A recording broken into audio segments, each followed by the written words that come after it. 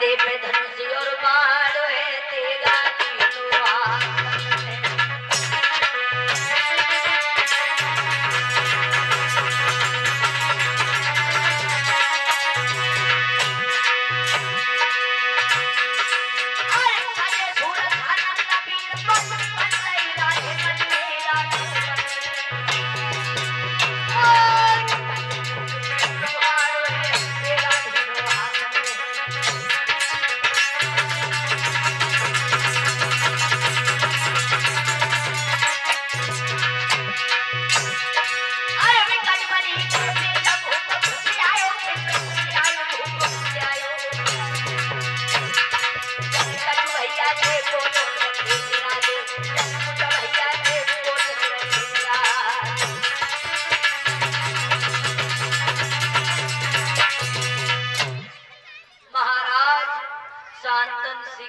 खेलने चले, जंगल में पहुंचे। इन्होंने जंगल में कुछ और देखा। क्या देखा? एक स्त्री है, बड़ी सुंदर है, नग्न अवस्था में जल के बीच में बैठी है। क्या देखा शांतन ने?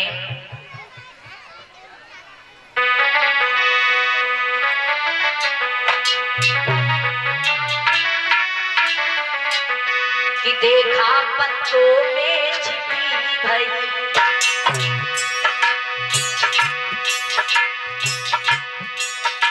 देखा पत्तों में छिपी भई, एक नारी नजर में आई है, जो चंद्र बदन उजियारी है, शोभा बड़ी वाली है।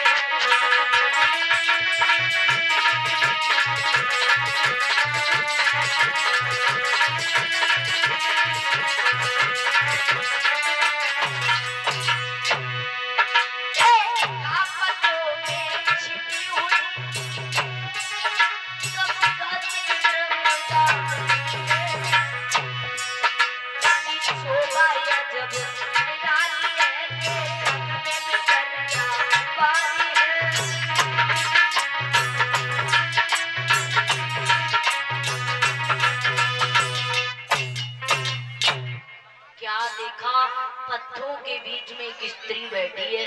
सोचने लगे शांतन, अगर ये स्त्री कहीं मेरी स्त्री बन जाती तो कितना सुंदर रहता। बड़ी मन में विचार आ रही है। गंगा मैया समझ गई कि वो समझ गई अपने मन में, और डटली तो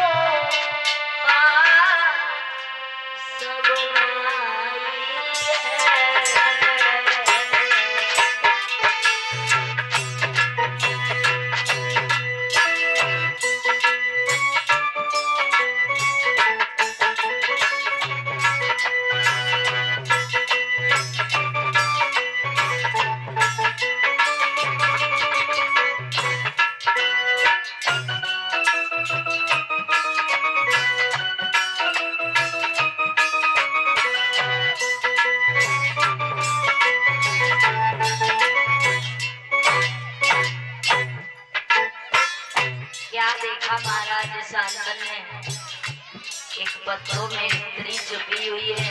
गंगा मैया ने सोचा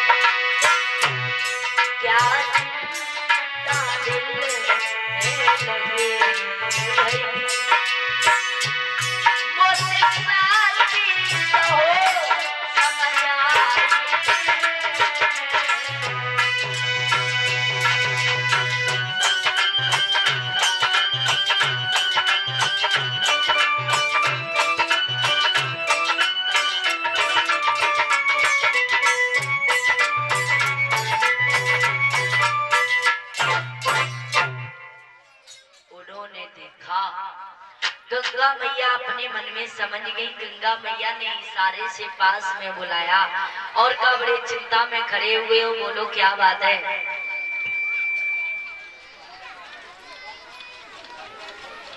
शांतन कहने लगे देखो तुम ऐसा करो,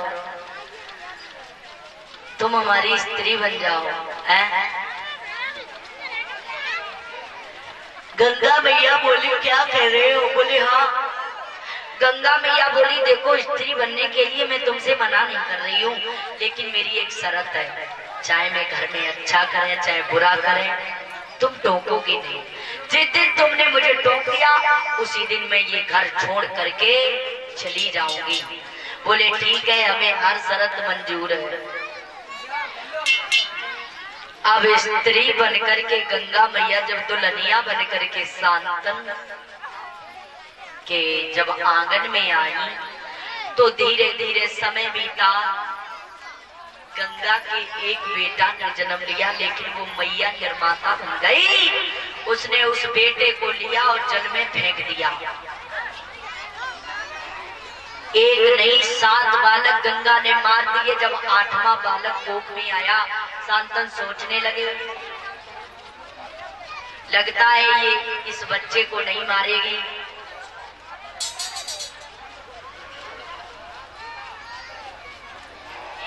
लेकिन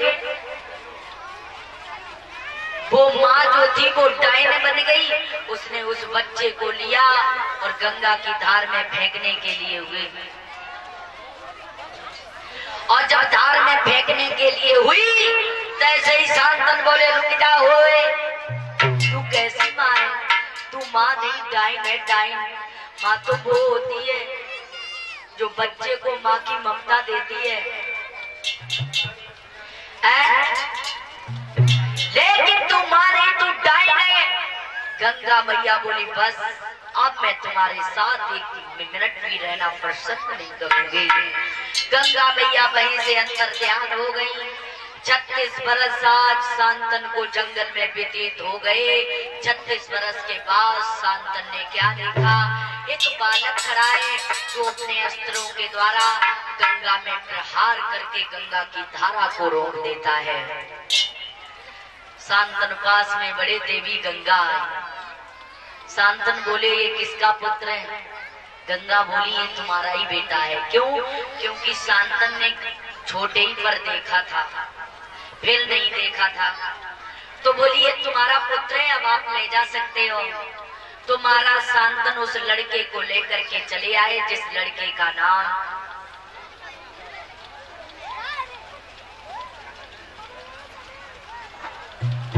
देवव्रत रखा गया। महाराज देवव्रत को शांतन ने राज्यपाट की गद्दी सौंप दी। बोले आज से राज्यपाट मैं तुम्हें दे रहा हूं।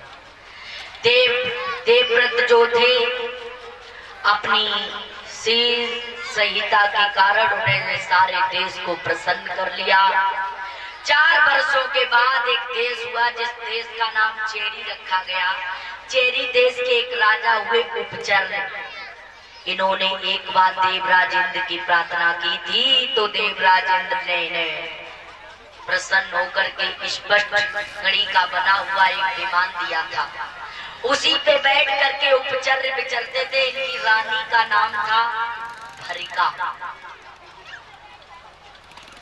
बावनी जो बड़ी सुंदर थी भरिका। लेकिन एक दिन भरिका ने नहा धो करके महाराज के सामने एक अपनी इच्छा रख दी, प्रभु तुम मेरे साथ में विहार करो। बोले ठीक है। लेकिन तब तक पितरों की आज्ञा के द्वारा इन्हें जंगल में जाना पड़ा। तो इनका मन जो परिचित जी था वो भागनी में लगा रहा, भरका में लगा रहा। इनका वीर सुकलुत हो गया। बोले अब क्या करें? तो इन्होंने क्या किया? इनको ज्ञात हो गया कि हमारी रानी को ऋतु काल का ज्ञान है, ये वीर खराब नहीं होगा। इन्होंने एक बट वृक्ष का पत्ता तोड़ा, दोना बना करके अपने वीर को रख दिया। उसी वृक्ष पे देखा एक पक्षी बैठा है, बाज से कहा जाओ मेरे बाज ये दोना मेरी रानी को दे देना। बाज वहां से चला, यमुना नदी के किनारे पहुंचा। कुछ पक्षियों ने देखा कि ये मांस का दोना लेकर के जा रहा है। दूसरे बाजों ने जब ये देखा हमला बोल दिया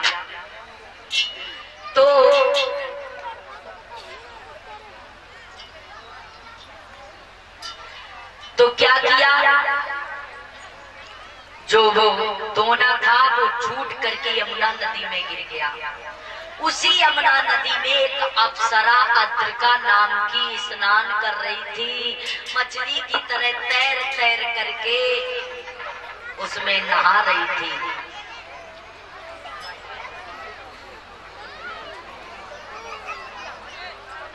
बोले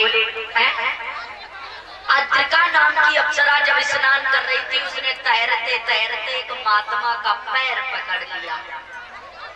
महात्मा के ध्यान में विचलित हो गई। महात्मा ने श्राप दे दिया, जा तूने मेरा पैर पकड़ा, तूने मेरे ध्यान में बिगड़ डाल दी, इसलिए मैं तुझे श्राप दे रहा हूँ, अभी इसी वक्त मछली बन जा। वो अद्रिका नाम की अप्सरा मछली बन गई। अब जब मछली की बात सुनी तो रोने लगी, बोली प्रभु हमें माफ कर दो। अरे हमें क्या पता तुम्हारा पैर पकड़ जाएगा, मुझे क्षमा कर दो। बोले जब उस मछली को रोता हुआ देख करके तो वो महात्मा बोले, सुनो तुम्हारा कल्याण कब होगा, जब तुम्हारे उधर से 2 मानवी बच्चे अवतार लेंगे तब तुम्हारा कल्याण होगा। बोले हैं हाँ। अब वो अप्सरा मछली बन गई, उसी यमुना नदी में तैरने लगी। एक दिन की बात है, उसी पर एक निषाद राज नाम का मल्लाह रहता था। उसने जब मछली को पकड़ा, पेट चीरा, उसमें से एक लड़का एक लड़की निकली और उस मछली ने वही अपने प्राणों को त्याग दिया। अब जो 2 बच्चे निकले तो जो दोनों बच्चों को लेकर के उपचर्य के पास में वो धीवर पहुंचा। उपचर्य ने लड़के को रख लिया और लड़की को लौटा दिया। इनके पहले ही से 5 बच्चा थे परीक्षित जी उपचर्य के, जो रानी ने अलग अलग देशों में भेज दिया था। अब जो लड़का था उसको रख लिया, उसका नाम मत्स्य रखा गया, जो आगे चल के राजा बनाया गया चेरी देश का। और जो लड़की का जन्म हुआ उसका नाम कालगंधा एवं मत्स्य नाम रखा गया, मत्स्य गंधा। एक और नाम था मनचोदरी, जिसके अंगों से हमेशा मछली की बदबू आती रहती थी, इसीलिए उसका नाम मनचोदरी रखा गया।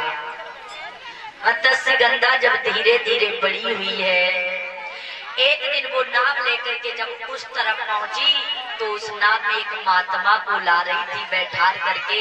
तब तक बारिश होने लगी, उसके सारे पत्थर भीग गए। अब वो जो महात्मा थे उनके मन में काम की भावना जागने लगी है, सोचने लगे लड़की तो बड़ी सुंदर है। यानी कि लड़की को देख करके वो उन्हें ध्यान ही नहीं रहा मैं क्या कह रहा हूँ, लेकिन वो बोले महात्मा कि न कियो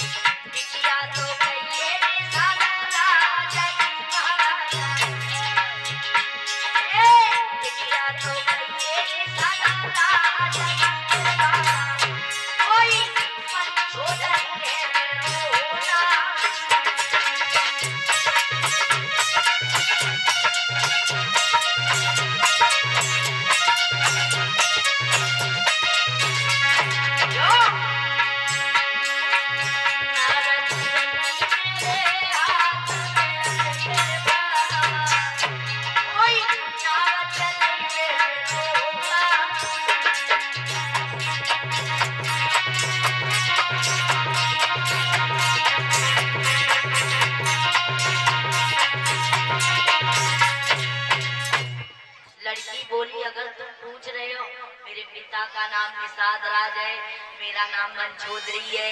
जो ये नाम की बल्ली मेरे हाथ में देख रहे हो, इसी को चला करके घर का गुजारा करते हैं। महात्मा बोले तुम ऐसा करो, मेरे साथ में बिहार करो। लड़की बोली सर्री हो गए हो का है? कहा तुम्हारी उम्र 60 साल बरस की, कहा हमारी उम्र 18 साल की, और तुम हमसे कह रहे हो कि बिहार करो। तुमने का शर्म नहीं आई है? अब जब इतना का है, महात्मा बोले अगर तूने ऐसा नहीं किया तो मैं तुझे श्राप दे दूंगा। ऐसा वेदों में शास्त्रों में परीक्षित जी लिखा है। अंगपति जो पहले के लोग कहते थे वो यानी कि लड़की को करना पड़ता था। महात्मा जो पहले के कहते थे वो लड़की को करना पड़ता था। लड़की सोचने लगी एक ना एक दिन कोई ना कोई पति जरूर बनाएंगे। चलो इन महात्माएं जी को पति मान लेते हैं।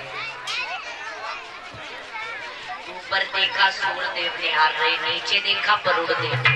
तो उन्होंने जल के बीच में काई को जमाया और काई के अंदर लड़की के साथ में विहार किया। वो लड़की गर्भवती हो गई। जब गर्भवती हो गई, 9 महीना पूरे हुए, तो उस लड़की के कोख से एक लड़का पैदा हुआ जिसका नाम रखा गया व्यास। यानी कि जिसकी कोई आस ना हो उसको कहते हैं व्यास। अब व्यास जब उसका नाम रखा गया, सबसे पहले इनका नाम परीक्षित जी ईसन दिव्यांग रखा गया। जब वो लड़का कथा भागवत कहने जाने लगा तो उस लड़के का नाम व्यास पड़ा। व्यास की शादी एक आड़ी लड़की के साथ में हुई। आड़ी इन्हीं के सुखदेव जी पैदा हुए, जिन्होंने अमर कथा सुन ली थी, वो अमर है? अब इनके जब एक लड़का पैदा हुआ व्यास, इन्हीं व्यास जी ने गणेश जी के साथ में मिलकर के एक ग्रंथ की रचना की थी, जिस ग्रंथ का नाम महाभारत रखा गया। गणेश जी ने अपनी कलम चलाई थी, महाभारत लिखा।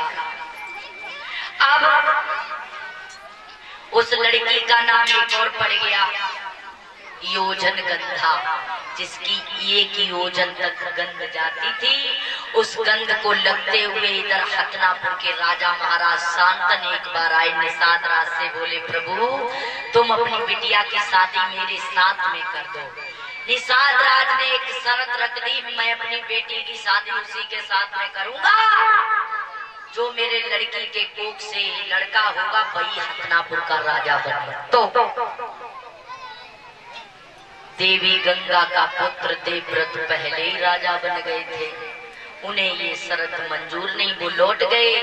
जब देवव्रत को पता चला तो देवव्रत ने क्या किया, निषाद राज के पास में पहुंचे, बोले निषाद जी आप अपनी बिटिया की शादी हमारे पिताजी के साथ में करो। आज से मैं ये प्रतिज्ञा करता हूँ, मैं आजीवन कुंवारा रहूंगा, स्त्री समागम से मुझे कोई मतलब नहीं है, आप अपनी बिटिया की शादी करो।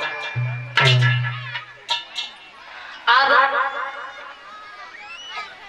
शांतन के साथ में योजन गंगा की जब शादी हुई तो उस लड़की का नाम एक और पड़ गया परीक्षित जी, सत्यवती, जिसका सब कुछ चला गया लेकिन सत्य नहीं गया।